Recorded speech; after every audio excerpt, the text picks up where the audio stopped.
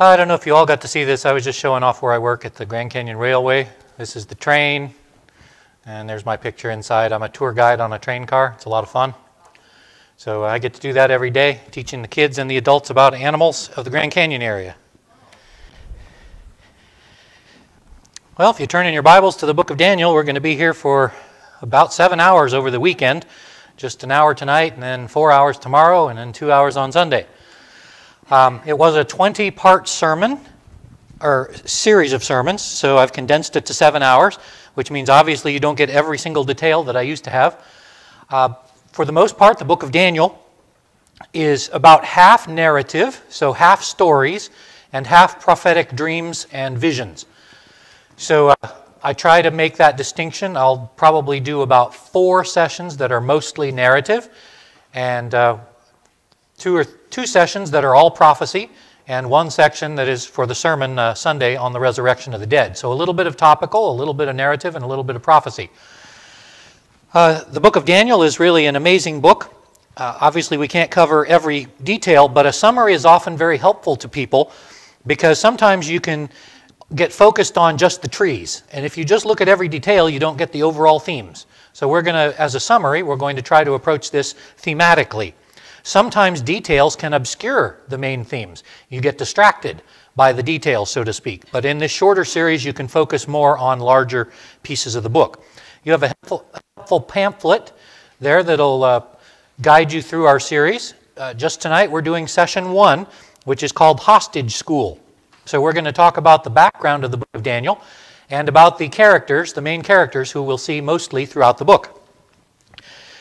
Babylon was one of the first cities founded on earth. In fact, in Genesis chapter 10, you can read how Babylon was started by Nimrod, the mighty bow hunter. And Nimrod built Babylon about 55 miles south of modern Baghdad. And it has been somewhat dug up for archaeology, and we've learned a lot about Babylon. That, of course, was where the Tower of Babel was built, where the first organized rebellion against God took place. It was not the first sin on earth. It was the first institutional type of sin, you might say. So Babylon was the capital of the world as far as pride goes. And that's why the book of Revelation often refers to Babylon. There's a city of God and there's a city of Satan, so to speak, or a city of man. And that city of man is Babylon. So you can talk about good things, about Jerusalem, say, the city of God, and you can talk about wicked people, city of Babylon. When they began the Tower of Babel, they tried to build a ziggurat to reach into the heavens. And it says that in order to stop them from refusing God's orders, God had ordered Adam and Eve and all the people on earth to scatter over the earth and convert it into a temple for himself. But rather than obeying, they tried to stay in one place. And to defy God, just to show their defiance, they tried to build a temple to heaven. And so he confused their languages and made them spread throughout the earth. So after the flood, Babylon was sort of the center of the earth as people began to spread out once their languages were confused. Now, you don't hear much about Babylon in the following centuries. The city remained. It was a very fertile place because it was right between 2 major rivers, the Tigris and the Euphrates. But it did not again hold power over world events for about 1,000 years. There was a famous character you may have heard of named Hammurabi. Hammurabi is famous for supposedly developing the first laws. Of course, we would say that God developed some laws before Hammurabi did, but he did make some cool laws, and so there was that. But they were not a powerful country at the time. Babylon, though, became a center not of power politically at the time. It was a central power of religion and superstition and astrology. These people were highly superstitious and worshipped angels and idols and animals and things of all types. So the Babylonians who stayed after the Tower of Babel were apparently very much shocked and appalled by God's destruction of their city. And those who stayed worshipped angels. And you can kind of understand why when God dealt with them the way he did. But Babylon did again become a great power in the world. But first we need to talk about Judea. During the lifetimes of Solomon and the kings of Judea, Babylon was a slave of Assyria. The Assyrian Empire was the first major empire that spread across the Middle Eastern world. And its capital was Nineveh. And you'll remember that Jonah was supposed to go to Nineveh to preach, but he refused to go, and God made him go. Refusing God doesn't work out too well. Well, the king of Assyria hated the Babylonians. Sennacherib destroyed Babylon. He killed everyone, and he hated it so much, he actually built giant rafts on the Euphrates and Tigris rivers, took all of the rubble from the city, put it on rafts, took it out in the river, and sank it so that they couldn't rebuild it. That's how much he hated Babylon.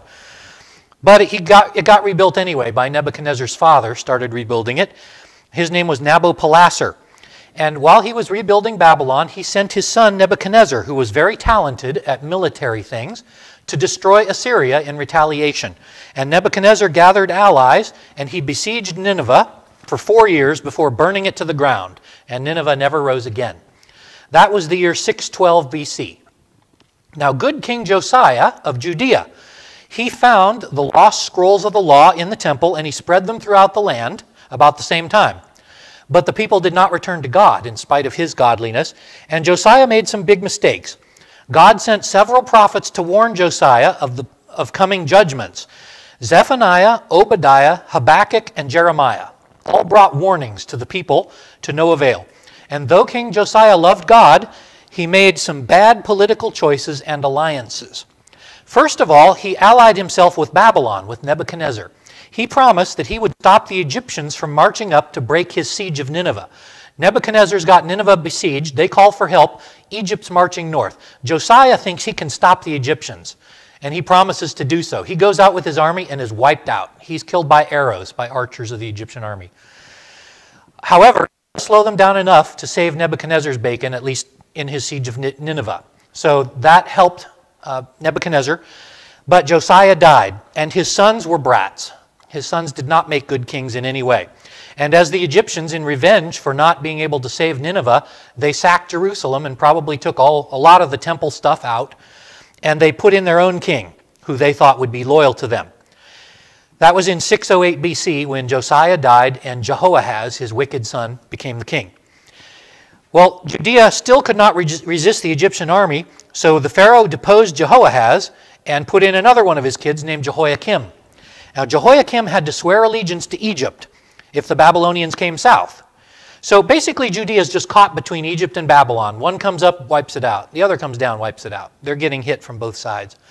Well, it took a few years for Nebuchadnezzar to finish wiping out Assyria. He took Nineveh, and then he had to deal with others. Then he finally marched down to attack Egypt. He had defeated the Egyptians at Carchemish, and then he marched to Jerusalem in 605 BC. And King Jehoiakim made no resistance. He surrendered, and he swore allegiance to Babylon, which is probably a bright thing to do when you're getting destroyed every other year. Well, Nebuchadnezzar sent his soldiers into the city to take all the treasure of the temple and the palace, and they took hostages. They didn't take everything. They took most of the stuff. The reason they took hostages is because Nebuchadnezzar knew he couldn't trust Jehoiakim. Jehoiakim first supports Babylon, then he supports Egypt, then he supports Babylon. So to make sure he stays in line, Nebuchadnezzar takes hostages from the king's family, from all the generals' families, from all the wealthy families. He figures maybe this will help keep Jehoiakim loyal to Babylon. And he would stay longer and maybe even put in garrisons of troops. But he found out that his brother back home, his father died, and his brother is trying to have himself declared king. And his brother's not a real good leader. So Nebuchadnezzar has to run home really fast with his army to save his crown and leave Jerusalem. All he's got is some hostages. And the hostages he takes are probably ages 10 to 13. They're old enough to speak the language and not need potty training, but they're also young enough to be malleable. Although I don't know how you consider teenagers to be malleable. But anyway, maybe back then they were. So Nebuchadnezzar takes all these hostages to Babylon. Oh, and are we on the first slide right now? Okay.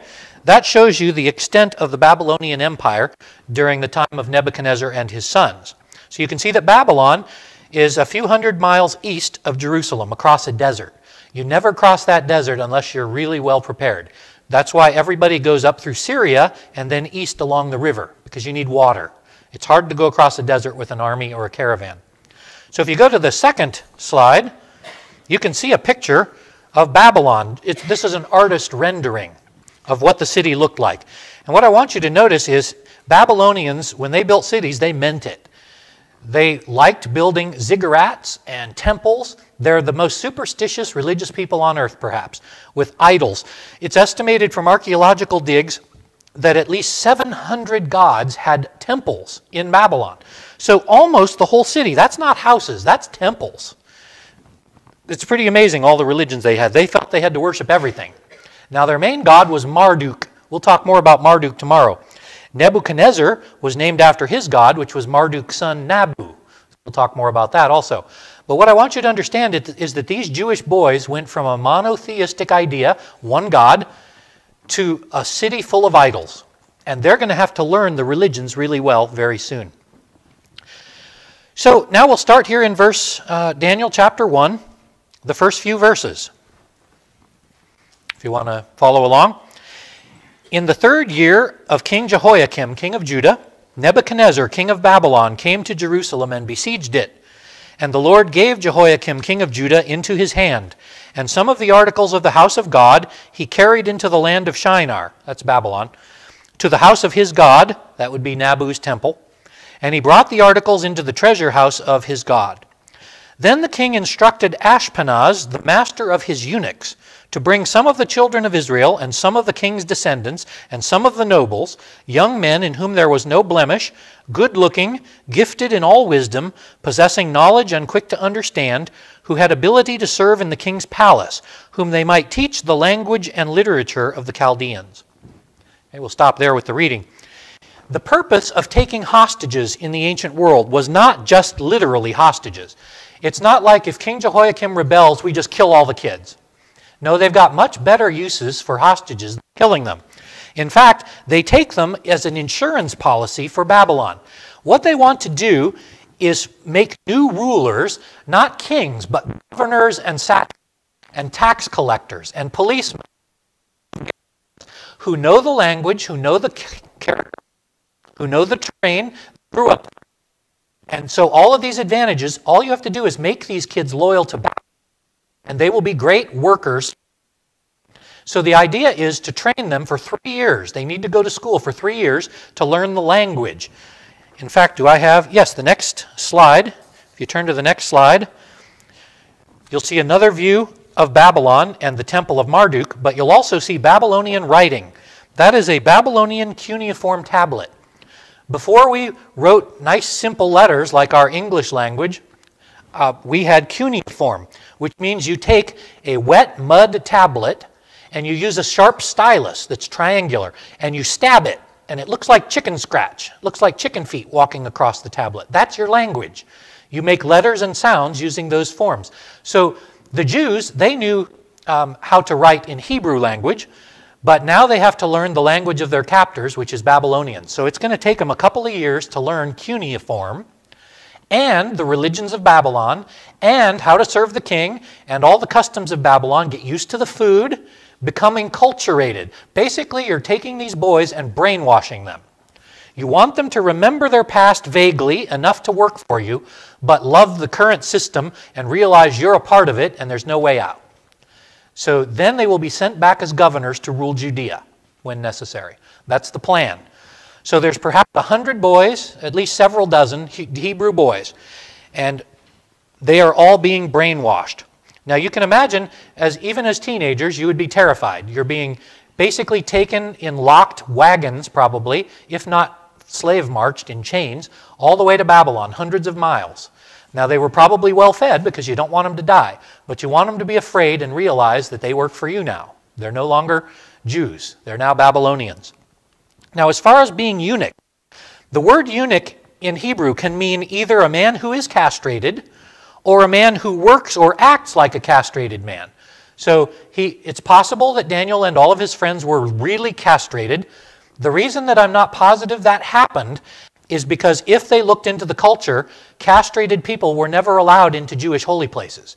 It was against the law of God. So they wouldn't be able to go into the temple. So my guess is that Nebuchadnezzar wants rulers. I don't think he would really castrate them because then they'd never be able to go into the secret places of the temple. But it's possible he did it anyway, we just don't know. It does appear that Daniel never married.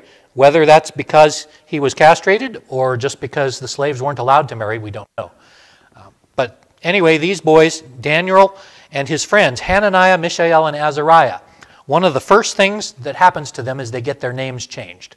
This is part of the enculturation of becoming Babylonians. It's sort of like going into the military, I guess. When you go into the military, first they break you down, then they build you back up with your new corporate identity as a part of the group. These boys are no longer Jewish boys. They will be Babylonian workers. So let's go to the next verses. Let's see, verses 5 and on. And the king appointed for them a daily provision of the king's delicacies and of the wine which he drank, and 3 years of training for them, so that at the end of the time they might serve before the king. Now from among those of the sons of Judah were Daniel, Hananiah, Mishael, and Azariah. To them the chief of the eunuchs gave names. He gave Daniel the name Belteshazzar, Hananiah Shadrach, Mishael Meshach, and Azariah Abednego. So Daniel's not the only boy in this story. There's dozens of other boys, including the 3 friends who become Shadrach, Meshach, and Abednego. We don't know, were they friends before? Or did they just become friends in the journey? We're not sure. But the first step is to give them new names. The boys have to forget their old lives, accept their new lives. And it's interesting that the eunuch gets to name them. The eunuchs, even if they were not castrated, they had to be careful never to mix with any of the women around, because the odds are good that if there are any women in the palace, they're probably wives of Nebuchadnezzar, or daughters of Nebuchadnezzar, or granddaughters of Nebuchadnezzar, or concubines of Nebuchadnezzar. So you don't get to mess with the girls, even if you're not castrated.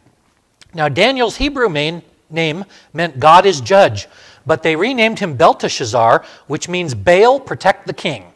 So Daniel got named after the god Baal. And his other 3 friends got their good names changed to the name worshiper of the moon god and servants of gods Aku and Nergal. How'd you like to be named after Nergal? That's a great name. So the school is supposed to last 3 years. This is how long Ashpenaz, the head of the eunuchs, has to turn these Jewish boys into good little rulers for Babylon. They had to learn cuneiform, how to read it, write it, and speak it, the official language of the city of Babylon. And they had to learn all the customs and laws of the cities. Now Babylon was a place full of idols. There were thousands of gods. Marduk was the great dragon, and probably their favorite god. And I have to wonder if this isn't in some form the ancient worship of Satan, who throughout the Bible is called the great dragon, in Revelation and in many other places. So the Jews are now slaves in a pagan land, and it's obvious. It's not like they went from one town in Arizona to another town. It's like they went from middle of Arizona to New York City, or San Francisco, the Babylon of the West. So the next verses, verses 8 and on. But Daniel purposed in his heart that he would not defile himself with the portion of the king's delicacies, nor with the wine which he drank. Therefore he requested the chief of the eunuchs that he might not defile himself. Now Daniel, however old he is, perhaps 13 years old, he apparently believes in the true God.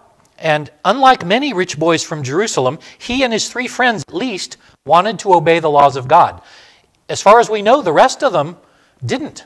These 4 kids out of, say, 100 may be the only ones who stood up for their values. The rest of them just went along, whatever you give me, I will do. Now, this is remarkable if you think about it. Let's say he's 13 years old. How do you react when you're afraid? There's usually 2 basic responses. You can fight or you can flee.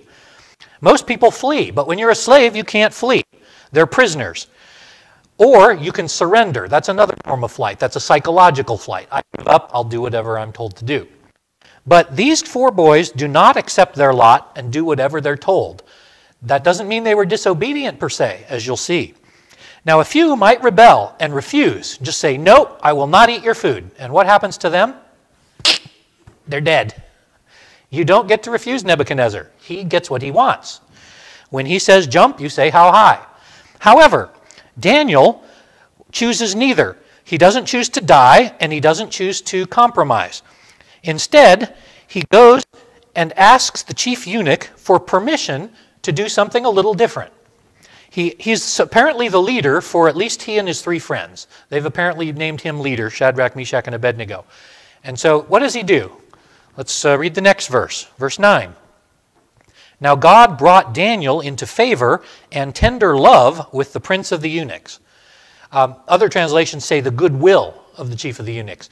In other words, the eunuch Ashpenaz really likes Daniel and apparently his 3 friends.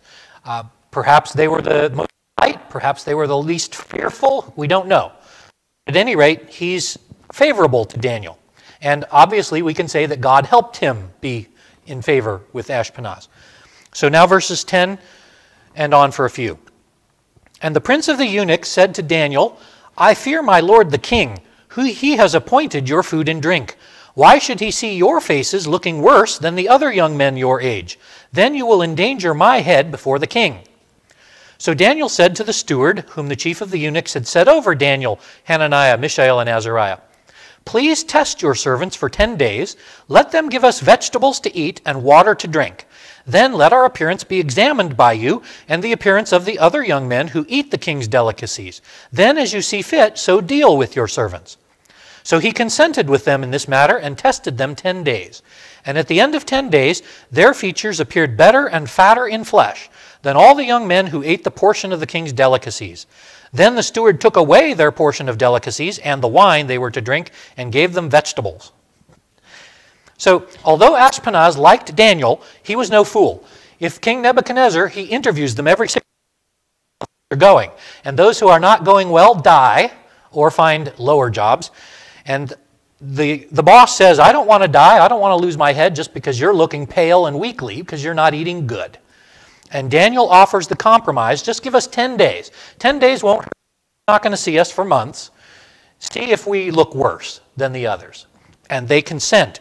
Now, the reason that Daniel is doing this, requesting this change, is because the Babylonians live in the middle of a desert. Now, it is true, they do have rivers, and so there are farms nearby with some vegetables and fruits. But the Babylonians are meat lovers. They're a lot like U.S. people from the Americas.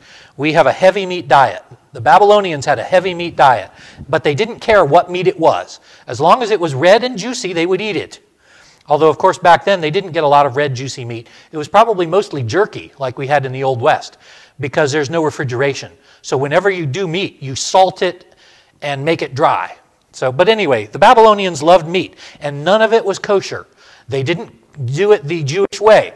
They didn't kill the animal without cruelty. They didn't care how they killed it, as long as it was dead and edible. The Jews were careful not to be cruel. They cut the throat very carefully. They drained all the blood out so there was no blood. The Babylonians liked the blood. So the Jews cannot eat Babylonian meat because it's not kosher, it's full of blood, and they just realized this would be breaking God's laws. So in order to avoid meat, what could they do? All they could say is, just give us vegetables. And this is unusual. They don't understand why. You should like meat. But they do the test and it works. And Daniel and his friends look great. God enables them. You realize now, animal rightists will often say, this is proof that vegetarianism is the best diet.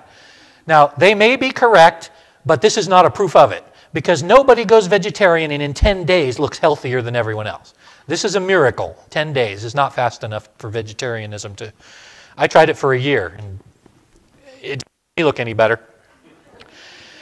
But anyway, let's continue in verse 17. As for these 4 young men, God gave them knowledge and skill in all literature and wisdom, and Daniel had understanding in visions and dreams. So God prospered them in their studies. Daniel and his 3 friends studied hard. They learned cuneiform, the Chaldean language, and they became wise. You might say they were wise guys. When they were taken before King Nebuchadnezzar, they were promoted to work for the king because they were obviously far smarter and healthier than all the other boys. Now Babylon, being superstitious and idolatrous, they believed all kinds of weird stuff. The highest positions in Babylon were not political. It wasn't being a governor, it was being a magi. If you were a magi, you were a boss. Because they were so superstitious, everything had to be done within religious angles. So the politicians, in a sense, worked for the Magi. The politicians couldn't do what they wanted until the Magi did something magical to prove it was good. Now here's the sort of magical things that they were into. One was astrology. Now those predictions were very vague and unhelpful and too general for most political uses. Looking at the stars, well, just look at your astrology in the newspaper today if you want a joke. Just read some of those silly things. They could be true of anybody. You know, the Virgo this week is going to have a nice month, and it's just silliness. So astrology was one of their biggest things. One of their biggest Babylonian things was divining livers. You take and you sacrifice a goat or a sheep, and you pull out its liver. Now, you actually have to have 3 livers, because one might be bad. So you take the best 2 out of 3 livers and study them. And if there's any spots here, or if it's misshapen there, that tells you something about the future, or whether your request is good. One of the others, if the king wanted to know, will I win this battle? They take 3 goats or sheep, they study the livers, and get the best out of 3. They had whole books. Well, I shouldn't say books, cuneiform tablets, libraries full of them. We found them. We've learned a lot about Babylon through these cuneiform tablets. But they had whole stacks of tablets about the color of the liver, the shape of the liver, the smell of the liver, and what it meant to your battle plan. So only the most educated people could study a liver and get all this information and find it in books in the tablets and go through the library. Basically, they were superstitious librarians, is what they were. That's the Magi. So Daniel and Shadrach and Meshach and Abednego, because they were so intelligent, were made Magi. This meant that they would study all the signs of the gods to help the king decide what is the right decisions. They would watch birds fly overhead, the direction they go, and how many birds. That tells you something. They would watch snakes slithering on the ground, and the sand patterns told you something. One of their favorites was to take a cup of water and drop a few drops of oil on it and watch the puddles of oil float around the water. That would tell you the future. These guys were crazy, but Daniel and his friends learned it. Now this tells you something interesting about people of God, what can and cannot be done, doesn't it? These young men are very wise. Is it a sin in itself to learn and study lies? Obviously, Daniel and his friends say no. There are a number of people, say Southern Baptists, just to pick on them, or a number of churches who will not allow the study of anything that is not Christian. I remember one summer in 1991, I worked in a Kansas church, and they asked me to lead a Bible study. So I led a Bible study on a C.S. Lewis book called The Problem of Pain, which is a famous book about suffering. And I look, after 2 weeks, the elders condemned me for teaching it and took it away and canceled it, saying that he was only a 3-point Calvinist, and you cannot teach a 3-point Calvinist in this church. It's like, okay, that's a different point of view. That point of view says that there is black and white, there is good and evil, and no Christian can ever look at evil. That's not what Daniel and his friends did. They learned to be magi. As Paul might say in the New Testament, there are some things that are just stupid. Idolatry is stupid. Don't worry about eating meat sacrificed to idols, because idols are nothing. What are they? They're not affecting the meat. Daniel and his friends had to learn this lesson, that learning evil is different than doing evil. You can understand it. You can interpret it. You can learn the dreams that the Babylonians have in their stupid tablets and survive and work for God within that system. I admit I don't know exactly how they did it, but they did somehow. So Daniel, Shadrach, Meshach, and Abednego learned the wrongs and avoided the wrongs. Now, Daniel and his friends were thrown into this as boys. If God allows them to be thrown into this pagan land, God also gives them the grace to survive it. And they did survive it. Just as the Bible says, when we are tempted, God will enable us. We will not be tempted beyond what we are able, and God will offer us a way of escape. Apparently, these boys found the escape. So now the last few verses of Daniel chapter 1. Verses 18 through the end. Now at the end of days, when the king said that they should be brought in, the chief of the eunuchs brought them before Nebuchadnezzar. The king interviewed them, and among all of them none was found Daniel, Hananiah, Mishael, and Azariah. Therefore they served the king. In all manners of wisdom and understanding about which the king asked, he found them 10 times better than all the magicians and astrologers in the realm. Thus Daniel continued until the first year of King Cyrus. That last verse is just telling us Daniel's going to have a good long life, because it's 60 years in the future when Cyrus is going to come. So now we'll move right into chapter 2, starting at verse 1. God sent them here for a purpose. Now we start to see their purpose. Now in the 2nd year of Nebuchadnezzar's reign, Nebuchadnezzar had dreams, and his spirit was so troubled that his sleep left him. So now when Nebuchadnezzar rushed home from Jerusalem to save his throne, his father had died and killed his brother for trying to take over. Nebuchadnezzar became king really fast. Now here in his 2nd year of rule, he gets a dream from God. Daniel and his friends have not yet completed their 3 years of school. They've only been through 1, maybe 1.5 years.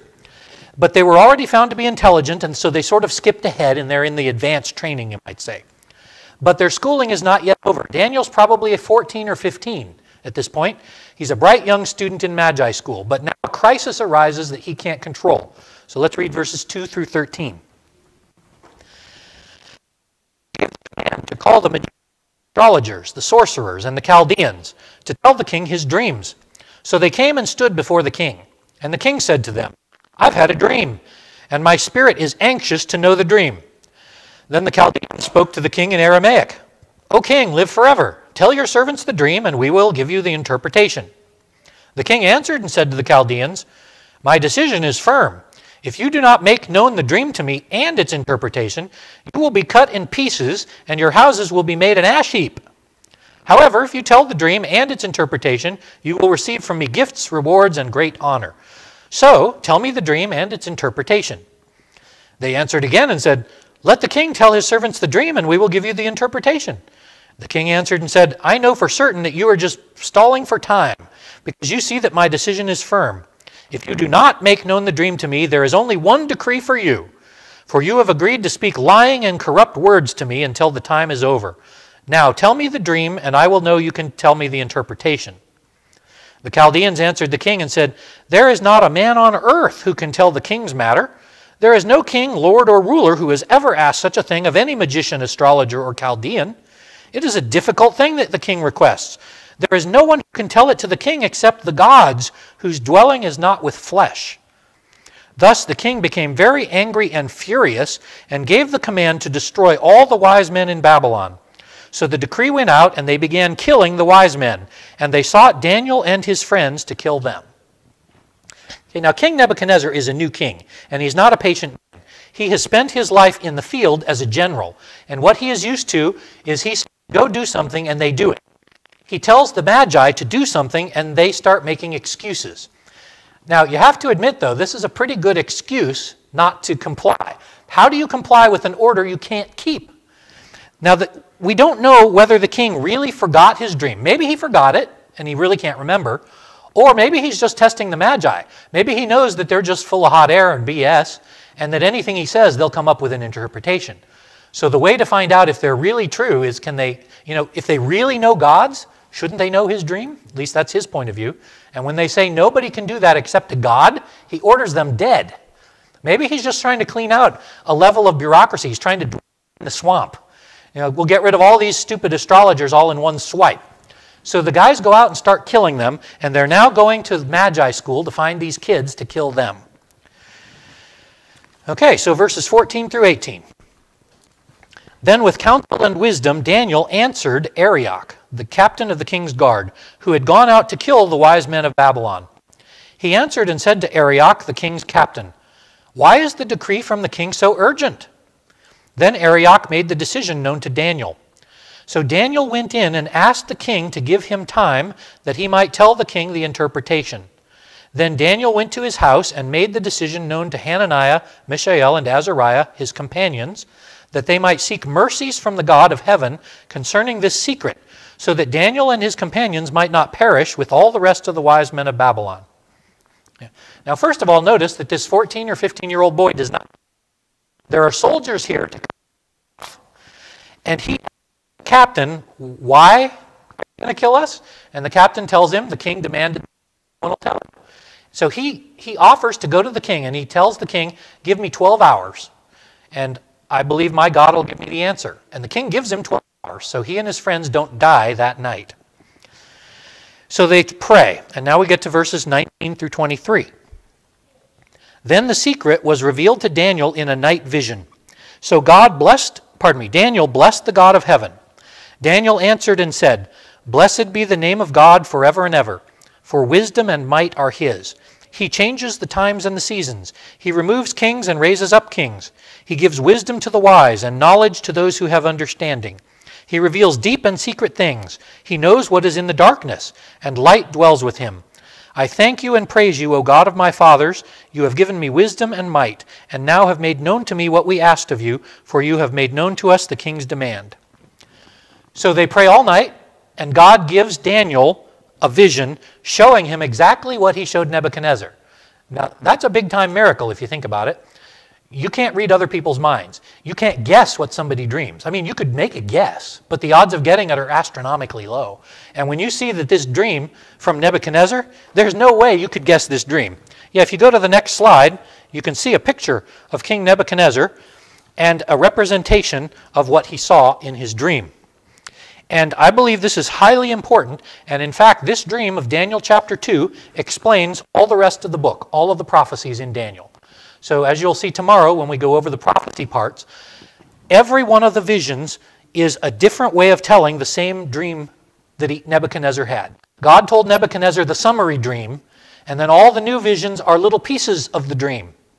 And this is where Presbyterians generally differ from TV evangelists and their forms of prophecy, which is that Daniel is full of all kinds of future references, things way in the future that haven't come yet. I believe that almost every prophecy in Daniel has been fulfilled, and I'm going to show you that tomorrow.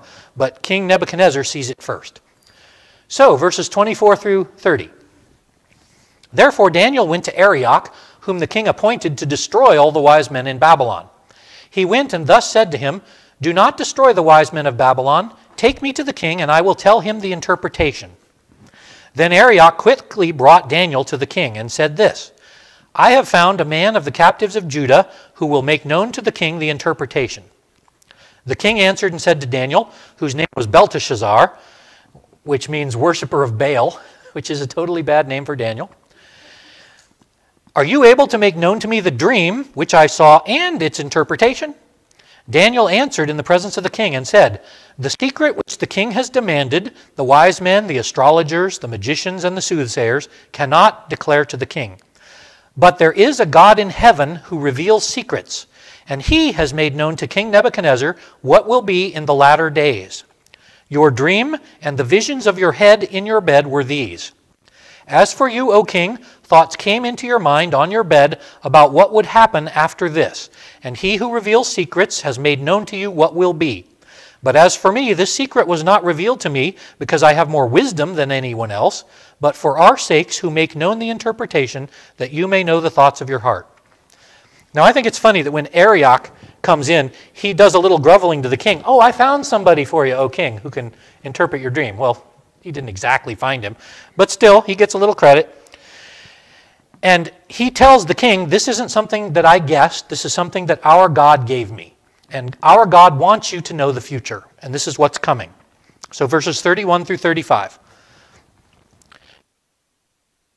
"Behold, this statue, this great image, whose splendor was excellent, stood before you, was awesome. The image's head was of fine gold, its chest and arms of silver, its bellies and thighs of bronze, its legs of iron, its feet partly iron and partly clay. You watched while a stone was cut out without hands, which struck the image on its feet of iron and clay and broke them in pieces. Then the iron, the clay, the bronze, the silver, and the gold were all crushed together and became like chaff from the summer threshing floor. The wind carried them away so that no trace of them could be found. And the stone that struck the image became a great mountain and filled the whole earth." So first Daniel tells Nebuchadnezzar, here's the dream that you had 2 nights before. It was a tall, beautiful statue. It was prettiest on the top and became gradually less attractive but stronger as it goes down, until they got to the toes where it was apparently far less strong. And then he saw an uncut stone crash into the feet of the statue, utterly pulverize it. The wind carries the dust away, and the stone grows into a giant mountain that filled the earth. So now we get the interpretation in verses 36 to 35. "This is the dream. Now we will tell the interpretation to the king. You, O king, are a king of kings. The God of heaven has given you kingdom, power, strength, and glory. Wherever the children of men dwell, or the beasts of the field and the birds of the heavens, he has given them into your hands, and you are ruler over all. You are the head of gold. But after you will arise another kingdom inferior to yours, then another, a third kingdom of bronze, which will rule over the earth. And the fourth kingdom will be as strong as iron, just as iron breaks in pieces and shatters everything. And like iron that crushes, this kingdom will break in pieces and crush all the others. Whereas you saw the feet and toes made partly of clay and partly of iron, their kingdom shall be divided. Yet the strength of the iron will still be in it, just as you saw the iron mixed with clay. And as the toes of the feet were partly iron and partly clay, so the kingdom will be partly strong and partly fragile. And as you saw iron mixed with clay, they will mingle with the seeds of men, but they will not adhere to one another, just as iron does not mix with clay. And in the days of those kings, notice that, those kings, the God of heaven will set up his kingdom, which shall never be destroyed, and the kingdom will not be left to other people. It shall break in pieces and consume all the other kingdoms, and it shall stand forever. Inasmuch as you saw that the stone was cut out of the mountain without hands, yet it broke in pieces the iron, bronze, clay, silver, and gold, the God has told the king what will come to pass. The dream is certain, and its interpretation is sure. So Daniel says from God that the statue represents the present and future kingdoms of the world. Nebuchadnezzar and Babylon are the head of gold. The next kingdom is a little weaker, the silver part, that's Persia. After that, the bronze kingdom will rule the whole world. That will be the Greeks after Alexander the Great. The iron strong legs represent the mighty Roman Republic, and the mixed iron and clay feet represent the weakened Roman Empire of emperors. At 70 AD, when Jerusalem was destroyed, 10 emperors, 10 toes.